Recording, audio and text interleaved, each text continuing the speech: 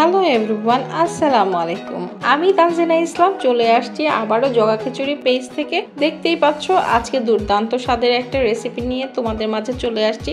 আজকে রান্না করব হচ্ছে মাটন কষা। মাটন কষাটা নর্মালি হচ্ছে এমনিতেই মানুষ কষিয়ে খায়, বাট আমি খাচ্ছি হচ্ছে আলু দিয়ে হালকা ঝোল করব। দেখো দুর্দান্ত স্বাদের হয় এবং কোনো ধরনের ছাগল অথবা পাঁঠার কোনো ধরনের গন্ধ থাকবে না।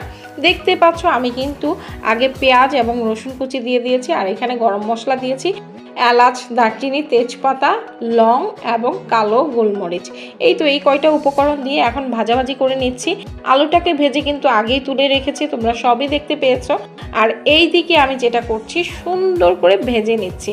একটু সময় নিয়ে ধৈর্য নিয়ে এই রান্নাটা করতে হয়, কারণ এটার টেস্ট যদি তুমি রিয়েলি অনেক বেশি পেতে চাও, একদম রিয়েল টেস্ট পেতে চাও, তাহলে তোমাকে অবশ্যই ধৈর্য ধরে রান্নাটা করতে হবে।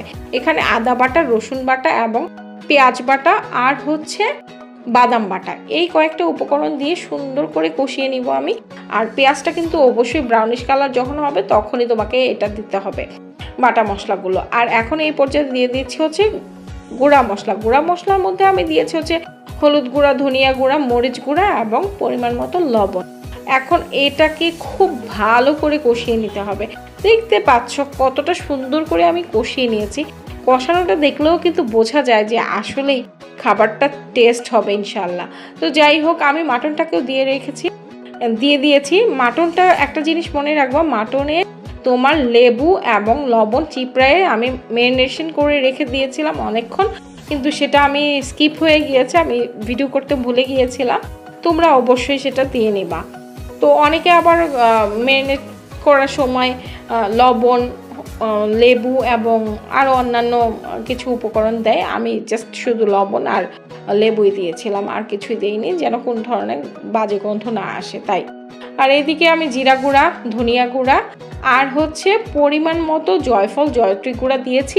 এখন যেটা করব সেটা হচ্ছে ভেজে রাখা আলুটা দিয়ে দিয়েছি। আমি যেহেতু খুব বেশি ঝোল রাখবো না, একটু গ্রেভি রাখবো, তাই তো আমি এই পর্যায়ে আলুটাকে দিয়ে দিয়েছি। আমার আলুটা ভাজার সময় কমপ্লিটলি কুকড হয়ে গিয়েছিল। আর এখন আমি যেটা করব সেটা হচ্ছে গিয়ে আমার একটা সিক্রেট মশলা আছে, ওটা দিয়ে দিচ্ছি। তোমরা জানো যে 5-6 রকমের পদ মিলিয়ে আমি একটা সিক্রেট মশলা করে থাকি, সেই মশলাটাই এখন দিয়ে দিয়েছি। আর এই মশলাটা দিলে খাবার, যে কোনো ধরনের খাবার তোমার 2 থেকে 3 গুণ মানে স্বাদটা বৃদ্ধি করে ফেলে। তো এখন আমি জাস্ট শুধুমাত্র আস্ত কাঁচামরিচ দিব, যেন গন্ধটা অনেক সুন্দর হয়। আর ভিডিওটা যদি তোমাদের ভালো লেগে থাকে, লাইক, কমেন্ট, শেয়ার দিতে ভুলবা না।